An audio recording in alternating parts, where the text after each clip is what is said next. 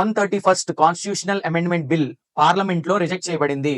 ఎందుకు రిజెక్ట్ చేయబడింది? బిల్లులో ఏముందంటే 33% రిజర్వేషన్ ఉమెన్ కి కల్పిస్తున్నట్టు 106వ రాజ్యాంగ సవరణ 2023లో చేశారు. అది 2034కి రిజర్వేషన్ ఇవ్వాలని చెప్పింది. కానీ వీళ్ళు ఈ బిల్లో 2029కే ఈ రిజర్వేషన్ అమలు పరిచే విధంగా డీలిమిటేషన్ అంటే జనాభా ప్రాతిపదిన సీట్లను డివైడ్ చేసే పద్ధతి ఏదైతే ఉందో దాన్ని కూడా తీసుకొచ్చి ఈ బిల్లో ఇంక్లూడ్ చేయడం జరిగింది. దాని ద్వారా ఈ 33% రిజర్వేషన్ 2029లోనే ఇంప్లిమెంట్ అయ్యేలాగా ఈ బిల్లులో ఉందన్నమాట. ఇది ఎందుకు రిజెక్ట్ చేయబడిందో మనం చూద్దాం. 33% రిజర్వేషన్ ఇస్తే జెండర్ ఈక్వాలిటీ పెరుగుతుంది, సమానత్వం పెరుగుతుంది కదా. ఉమెన్ 15% మాత్రమే ఉన్నారు. మనకి లోక్సభలో అటు తీసుకున్న రాజ్యసభలో 13% మాత్రమే ఉన్నారు. సో ఈ మెయిన్ బిల్ ఏదైతే 2023లో 106 కాన్స్టిట్యూషనల్ అమెండ్మెంట్ బిల్ ఉందో 33% పెంచింది కానీ 2034కి ఇంప్లిమెంట్ చేయమని చెప్పింది. సో ముందే ఇంప్లిమెంట్ చేస్తే మంచిది కదా. ఎందుకు ఈ బిల్ ని అడ్డుకున్నారు?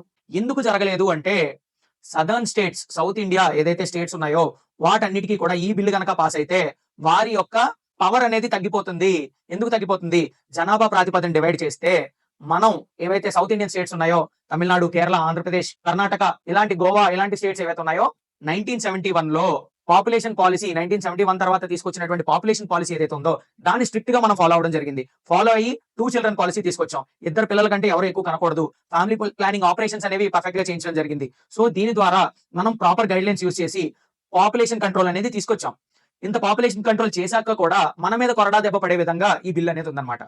ఎందుకు కొరడా దెబ్బ అంటే పాపులేషన్ ఏమో మనం తగ్గించాం, నార్త్ ఇండియన్ స్టేట్స్ అన్ని కూడా పాపులేషన్ పెంచేశాయి. ఇప్పుడు సీట్లలో కూడా లబ్ధి పొందాలని చూస్తున్నారు. అందుకే మనం ఇప్పటికీ కూడా డీలిమిటేషన్ కోసం, సీట్ల కోసం 1971 సెన్సెస్ నే వాడతాం. ఎందుకు? సదర్న్ స్టేట్స్ ఏవి కూడా ఒప్పుకోవు. 1971 సెన్సెస్ కి అప్పటికి ఎంతో కొంత సమానంగా జస్టిఫికేషన్ ఉంది. ఇప్పుడు ఏమైపోద్ది? సదర్న్ స్టేట్స్ కి పార్లమెంట్ లో రిప్రజెంటేషన్ తగ్గిపోద్ది కంప్లీట్ గా. అందువల్లే దీన్ని రిజెక్ట్ చేయడం జరిగింది. సో ఈ రాజ్యాంగ సవరణ బిల్ కి మనకి 2 క్రైటీరియా ఉంటాయి. దీనికి స్పెషల్ మెజారిటీ కావాలి అండ్ అబ్సల్యూట్ మెజారిటీ కూడా కావాలి. అబ్సల్యూట్ మెజారిటీ అంటే ఏంటంటే టోటల్ హౌస్ లో 545 మెంబర్స్ ఉన్నారనుకోండి, ఇందులో 50% + 1 total strength of the house, మొత్తం హౌస్ యొక్క స్ట్రెంగ్త్ ఎంత ఉందో అది పాస్ అవ్వాలి. At the same time present and voting వచ్చిన వ్యక్తులు ఎవరైతే ఉన్నారో వాళ్ళు వచ్చిన వాళ్ళలో ఆ స్ట్రెంగ్త్ క్యాలిక్యులేట్ చేసి అందులో 2/3 మెజారిటీ అనేది రావాలన్నమాట. 352 ఓట్స్ అవసరం, కానీ 298 ఓట్స్ మాత్రమే వచ్చాయి. అంటే 54 ఓట్స్ తో 2/3 మెజారిటీని సాటిస్ఫై చేయలేదు. సాటిస్ఫై చేయకపోవడం వల్ల ఈ బిల్ అనేది విఫలమైంది. ఇంత స్ట్రిక్ట్ గా పాపులేషన్ మెజర్స్ ఫాలో అయ్యి అన్ని పర్ఫెక్ట్ గా చేసిన సదర్న్ స్టేట్స్ ఏవైతే ఉన్నాయో ఇవే నష్టపోతున్నాయి ఇప్పుడు ఈ డిలిమిటేషన్ వల్ల. సో ఒక రకంగా ఇది మంచిదే. ఇప్పుడు ఏం చెప్తుంది? ఇంకో పాయింట్ ఏంటి? 2011 సెన్సెస్ ఏదైతే ఉందో ఆ టైంకి వాళ్ళ పాపులేషన్ పెరిగిపోయింది. 40 ఏళ్లలో 1971 నుంచి తీసుకుంటే 2011 వరకు తీసుకుంటే నార్త్ ఇండియన్ పాపులేషన్ అంతా చాలా మ్యాసివ్ ఉంటది. ఈ 2011 సెన్సెస్ కూడా ఫాలో అయితే 40 ఏళ్ళలో వాళ్ళ పాపులేషన్ పెంచుకుంటూనే పోయారు. ఎక్కడా కూడా రెస్ట్రిక్ట్ చేయలేదు. స్టేట్స్ ఏ విధమైన మెజర్స్ కూడా తీసుకోలేదు. సో అందువల్ల ఈ 2011 సెన్సెస్ ను కూడా ఒప్పుకోవట్లేదు.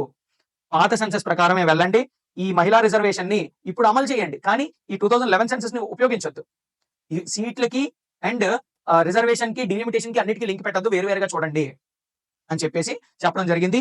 ఈ బిల్లులోనే, మహిళా రిజర్వేషన్ బిల్లులోనే ఈ 2011 జనాభా లెక్కలు తీసుకుంటాము అని ఏదైతే చెప్పారో దీన్ని ఇంక్లూడ్ చేయడం వల్ల కూడా ఇది క్యాన్సిల్ అయింది అనమాట. So this is very important for your examinations. Thank you.